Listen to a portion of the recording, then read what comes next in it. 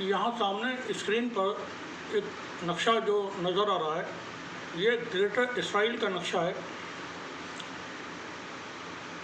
Israel के founders का जो ख्वाब है एक ग्रेटर इसराइल बनाने का है। नेतन्याहू ने कहा है कि वो ऐतिहासिक तौर पर और धार्मिक तौर पर अपने मिशन ग्रेटर इसराइल बनाने के बहुत करीब है। इसका मतलब ये हुआ कि वो तमाम जो इंटरनेशनल कानून है उनको तोड़ करके अरब के जो और मुल्क हैं, जैसे पड़ोस में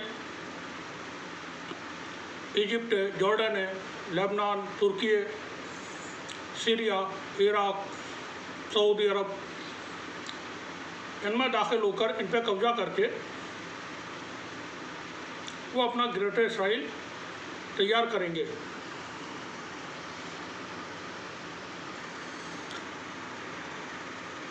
यहूदी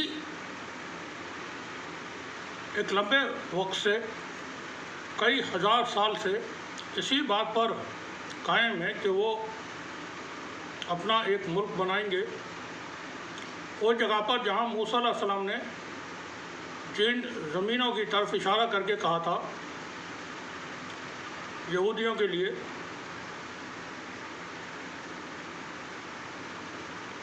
तो दुनिया में जो कुछ भी हो रहा है वो सब बहुत पहले से तय हो चुका है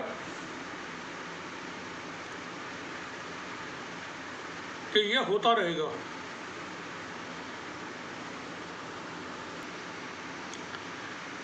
नेतन्याहू ने जब ये बयान दिया कि वो हिस्टोरिकली और स्पिरिचुअली बहुत नज़दीक है अपने उस मिशन के जिसको कहते हैं ग्रेटर इसराइल, उसके बाद सऊदी अरब गुस्से में है। सऊदी अरब ने कंडेम किया है नेतन्याहू के ग्रेटर इसराइल के प्रोग्राम को। सऊदी विदेश विभाग ने, विदेश मंत्रालय ने बाकायदा इस पर बयान जारी किया और सख्त अल्फाजों में इसकी मजम्मत की है। नेतन्याहू ने जो कुछ बोला उसको लेकर के बहुत तीखे शब्दों में निंदा की है। और सऊदी अरब की तरफ से कहा गया है कि वो नेतन्याहू का जो प्रोग्राम है या प्लान है उसको पूरी तरह मुकम्मल तौर पर खारिज करते हैं। लेकिन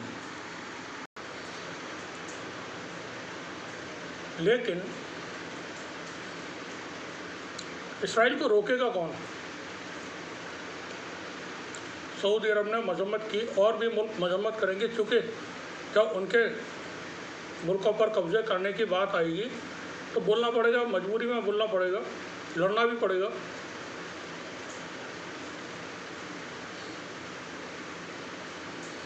नेतन्याहू को रोकेगा कौन, या जो भी जालिम है इस दुनिया में उसको रोकेगा कौन?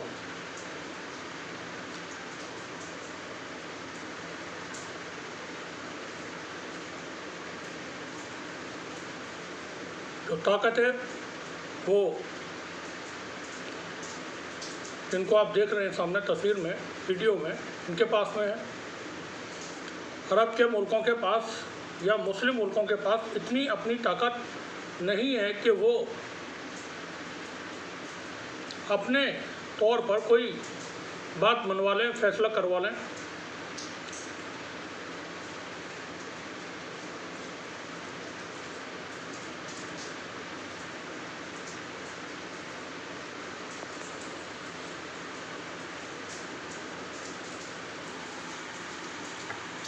एक और तस्वीर दिखाते हैं आपको। इस तस्वीर में आप देखें, एक शख्स आपको दिखाई दे रहा होगा, शादी में फेल, पढ़ाई में फेल, बुलेट ट्रेन फेल, नोटबंदी fail, lockdown fail, GST fail, नेतागिरी फेल, चीन सीमा पर फेल, अर्थव्यवस्था फेल। यह प्रोफेसर अरुण प्रकाश मिश्रा ने एक तस्वीर पोस्ट की हुई है एक्स पर, जो हम आपको दिखा रहे हैं। मगर ये फेल नहीं है, ये कामयाब है। जो कुछ इन्होंने चाहा वो किया।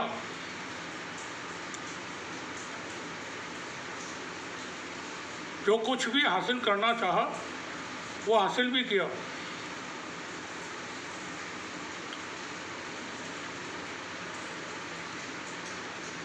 अक्सर लोग बात करते हैं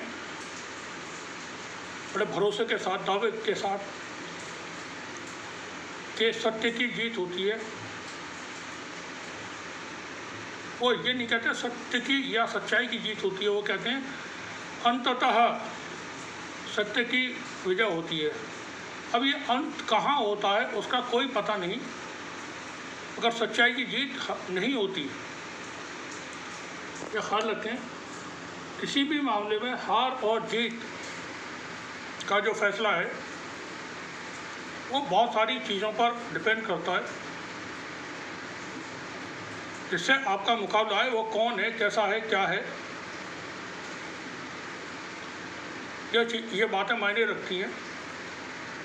तो लोग कहते हैं अंततः सच्चाई की, सत्य की विजय होती है। ये अंत कहीं है नहीं अंत, और अगर कोई अंत होता है तो वहाँ बहुत देर में होता है वो, उससे पहले सब खत्म हो चुका होता है, तबाही बर्बादी आ चुकी होती है, इंसानियत मर चुकी होती है, खून से ज़मीन लाल हो चुकी होती है। ये फेल नहीं है, ये कामयाब है, बेहद कामयाब, हर मामले में कामयाब। आगे नहीं, पीछे नहीं, दाएं नहीं, बाएं नहीं, ऊपर नहीं, नीचे नहीं, बीवी नहीं, बच्चे नहीं, माँ नहीं, बाप नहीं, भाई नहीं, बहन नहीं, दादा नहीं, दादी नहीं, नाना नहीं, नानी नहीं, कोई नहीं है आगे पीछे।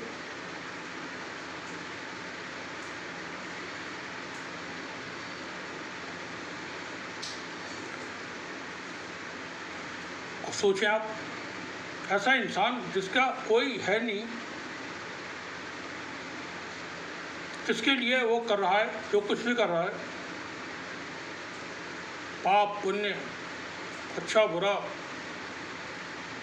वोट चोरी, नोट चोरी, जासूसी, हत्याएं, एनकाउंटर, फर्जी एनकाउंटर, आतंकवाद, दंगे, किसके लिए, क्यों?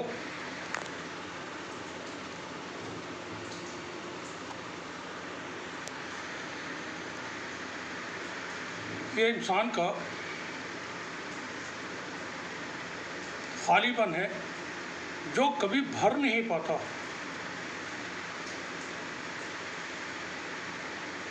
किसी भी अवस्था में, किसी भी स्थिति में इंसान का खालीपन नहीं भर पाता है। वो और बस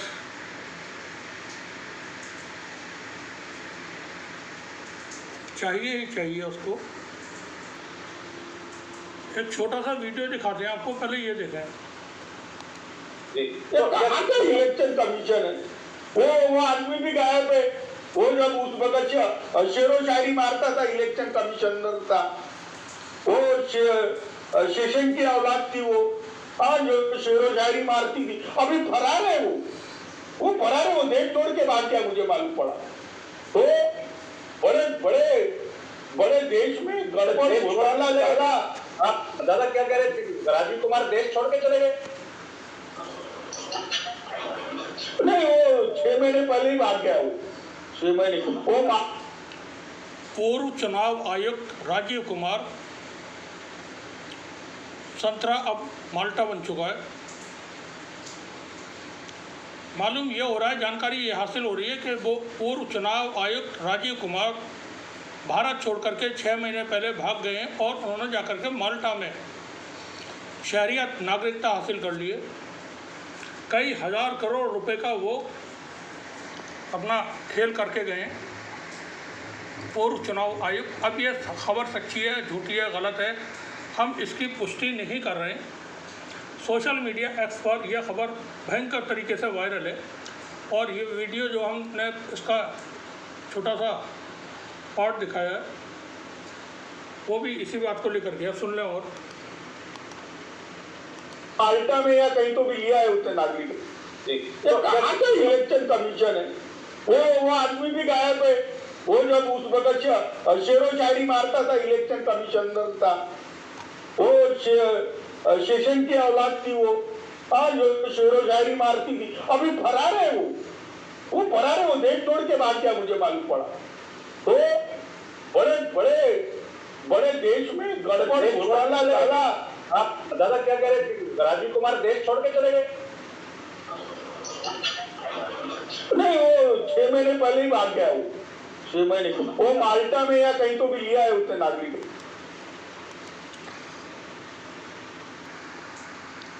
राजीव कुमार 6 महीने पहले देश छोड़ करके भाग चुका है और जैसा जानकारियां हासिल हो रही हैं माल्टा में उसने शहरियत ले ली है।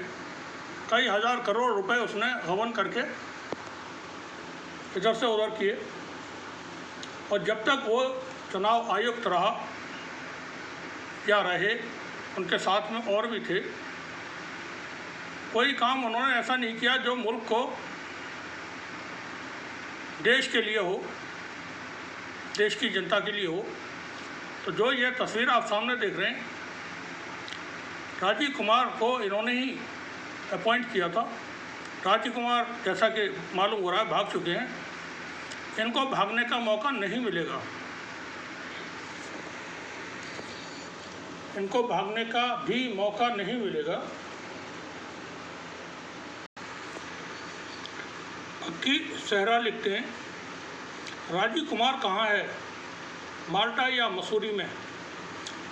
वोट चोरी का नया ट्वीट आ चुका है। शिवसेना के सूत्रों ने मचा दी सनसनी।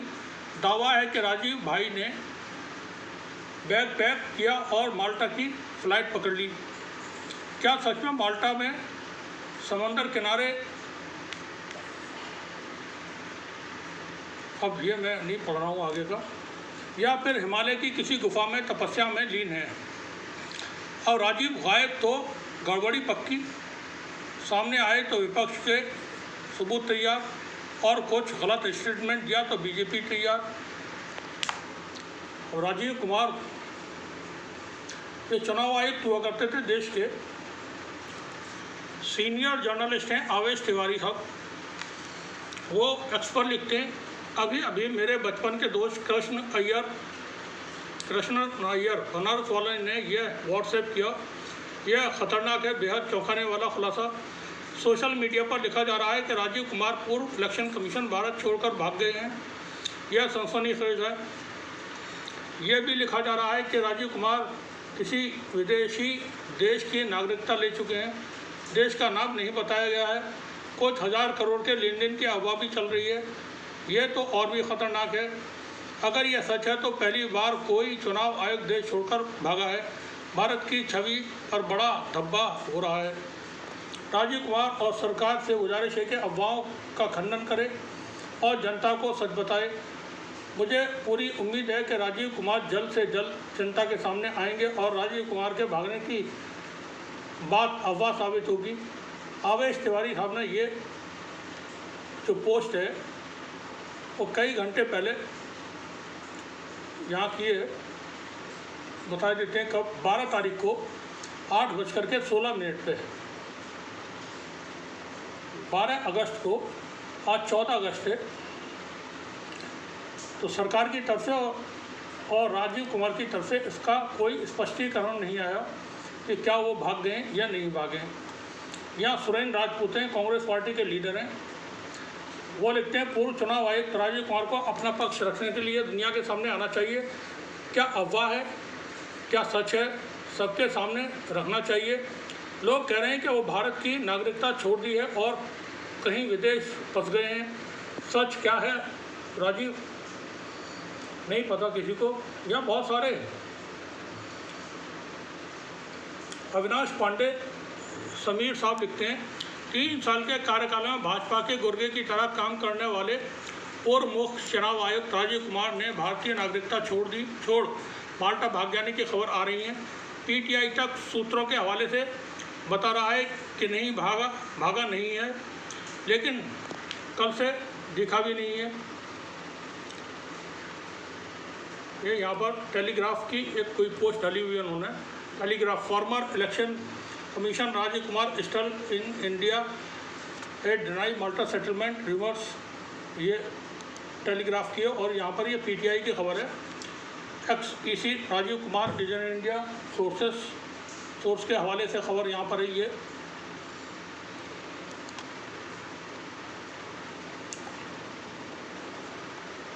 ये बोलता भारत ने 14 घंटे पहले पोस्ट किया हुआ है। यहाँ पर लोकतंत्र की हत्या का कुख्यात आरोपी राजीव कुमार देश छोड़कर फरार।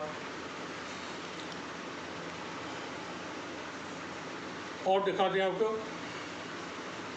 डॉक्टर रत्नाकर लिखते हैं राजीव कुमार पूर्व इलेक्शन कमीशन माल्टा में शरण ली है क्योंकि उसे डर था कि कहीं उसे आजीवन कारावास न हो। वोट चोरी, बेईमानी और देशद्रोह का जहरीला डीएनए ने मोदी ने डाल दिया जो इसके वंश में फैलता जाएगा। वही हाल सब वोट चोरों का होगा। मोदी भी विदेश में भाग जाए तो किसी को आश्चर्य नहीं होगा। डॉक्टर रत्नाकर साहब हैं।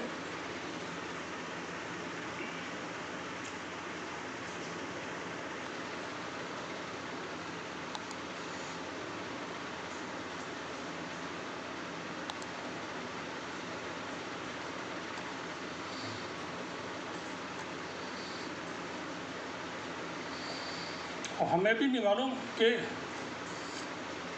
यहाँ पर हरमीत कौर लिखती हैं राजीव कुमार की जगह तिहाड़ जेल में है। अगर राहुल गांधी रोजाना 8 घंटे भी लगाएं तो भी आंकड़ों की जांच में 3600 साल लग जाएंगे। उन्हें इसकी क्या ज़रूरत है, ये राजीव कुमार साहब कह रहे हैं, कुछ सुन लें।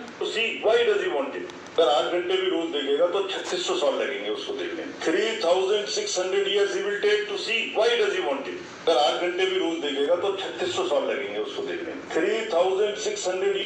यहाँ पर पूर्व चुनाव आयुक्त राजीव कुमार कह रहे हैं अगर राहुल गांधी रोजाना 8 घंटे वोटर लिस्ट को चेक करेंगे तो 3600 साल लगेंगे पूरी वोटर लिस्ट देश भर की जांचने में। तो उसे क्या ज़रूरत है, क्यों जांच करना चाहता है, ये बताएं। राहुल गांधी से उल्टा पूछें, उल्टा चोर कोतवाल को डांटे।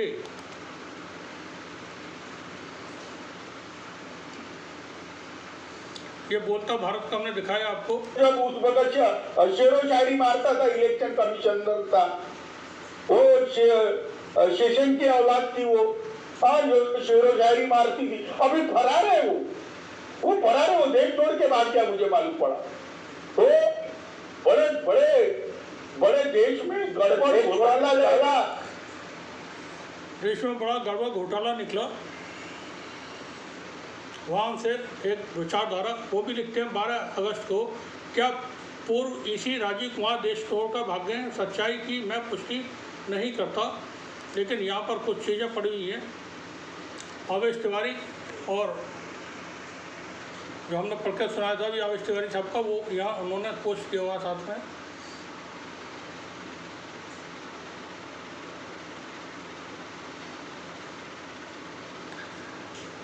आवेश तिवारी साहब एक पोस्ट और लिखते हैं, वो भी पढ़ के सुना देते हैं आपको।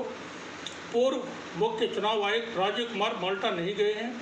उन्होंने राजधानी वेलेटा के दक्षिण हिस्से में खूबसूरत पेंट हाउस कहीं खरीदा है, न तो काफ़ी कलर की लेमोजिनी पर बाजार में नजर आते हैं। केवल इतना ही नहीं, वो माल्टा के भ्रष्ट प्रधानमंत्री रॉबर्ट अबेला को कोई सलाह नहीं दे रहे। अब खुश भक्तों,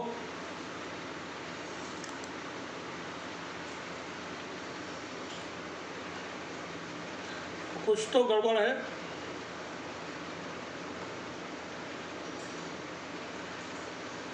या सूरज, भारत सूरज, वो लिख रहे हैं राजीव कुमार के बारे में, पढ़ के सुना देते हम। क्या ये खबर है भाई? खबर है कि देश के पूर्व मुख्य चुनाव आयुक्त राजीव कुमार देश छोड़कर जा चुके हैं। उन्हें माल्टा देश की नागरिकता भी मिल गई है। सबसे बड़ी बात तो ये कही जा रही है कि भ्रष्टाचार के आरोपों में घिरे माल्टा के प्रधानमंत्री रॉबर्ट अबेला ने राजीव कुमार को अपना अनौपचारिक सलाहकार भी बना रखा है। अब इस खबर का खंडन कौन करेगा? राजीव कुमार साहब तो एक्स को 2012 में ही छोड़ चुके हैं। इलेक्शन कमीशन कहेगा इससे हमारा क्या लेना देना, इनको सिर्फ मिसलीडिंग वाले ट्वीट से मतलब है। ऐसे में अब जवाब बीजेपी इंडिया से ही मिल सकता है। उनके प्रवक्ताओं से सवाल पूछा जाना चाहिए कि राजीव कुमार भारत में ही हैं या निकल लिए। देखिए जरा सुने क्या कह रहे हैं। 8 घंटे भी रोज देखेगा तो 3600 साल लगेंगे उसको देखने में। 3600 years he will take to see. Why does he want it? Let us ask this question from the person who wants this. अभी बता है भाई, अभी बता है। जब आप 2022 के लक्ष्यों को खेलकर 2047 तक ले जा सकते हैं, तब फिर 10 साल लगे या 3600 साल लगे, अगर चुनाव की प्रक्रिया पर संदेह हुआ है तो उसे दूर करने के लिए हजारों सॉफ्टवेयर इंजीनियर को इस काम में लगा देना चाहिए। ये कोई एक्स यूजर है धर्मेंद्र यादव, वो लिखते हैं एक बड़ी खबर ये आ रही है कि मोदी जी को वोट चोरी के माध्यम से पीएम बनाने वाले पूर्व चुनाव आयुक्त राजीव कुमार देश छोड़ के भाग चुके हैं। शिवसेना नेता किशोर तिवारी ने मीडिया में बताया कि राजीव कुमार देश छोड़ के भाग गए, वो माल्टा की नागरिकता ले लिए। अब यह खबर सही है तो देश के लोकतंत्र के लिए चिंताजनक है। हमें भी नहीं मालूम, सच बात तो ये है कि यह खबर सच है या झूठ। इस पर किसी न किसी तरह की जानकारी सरकार को दे देना चाहिए। पूर्व चुनाव आयुक्त है, ये कोई छोटा आदमी नहीं, बता देना चाहिए कि क्या सच है क्या नहीं। ज़रूरत तो इस बात की थी कि हर तरफ खुशियाँ हो, खुशहाली हो, खूबसूरती हो, मगर इंसानों ने, जो तो बहुत ही ख़तरनाक जीव है इस धरती पर,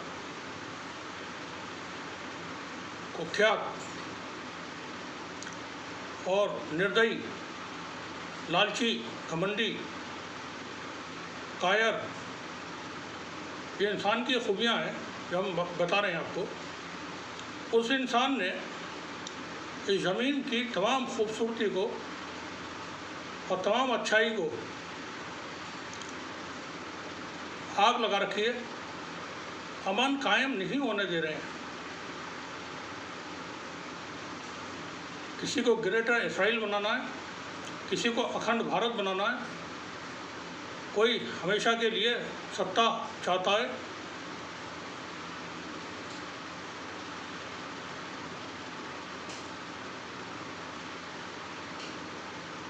जबकि उसका कोई है भी तो नहीं आगे पीछे, और कोई हो तब भी चीज़ें हमेशा के लिए नहीं होती।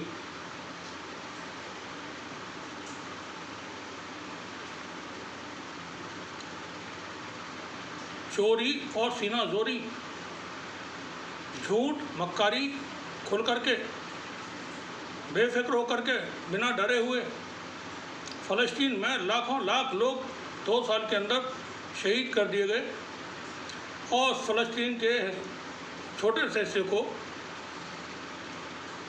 भी कब्जा करने की फिराक में है नेतन्याहू। इसी तरह से भारत में भारत की सरकार वोट चोरी करके हुकूमत में बनी हुई है।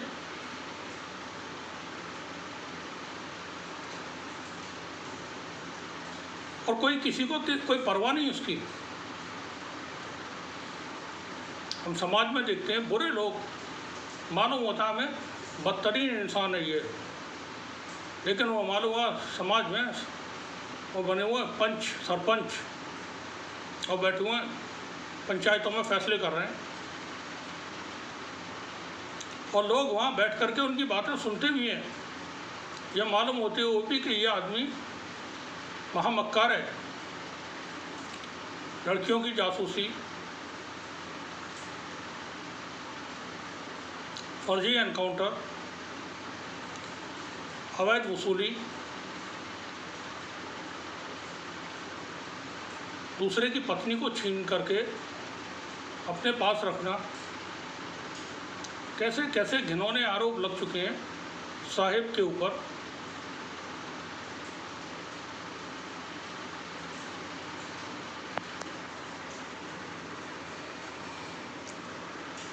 वोट चोरी के आरोप लग रहे हैं।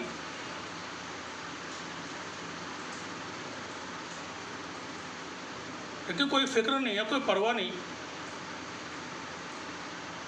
अब क्यों नहीं है इसका जवाब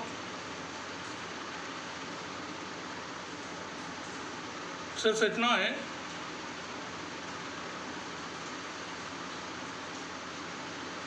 कि इंसान पूरी तरह बेशर्म जब हो जाता है तो ऐसा ही हो जाता है कि कोई कुछ भी कहते रहो करते रहो, उस पर कोई असर होता नहीं। शुक्रिया अफसर।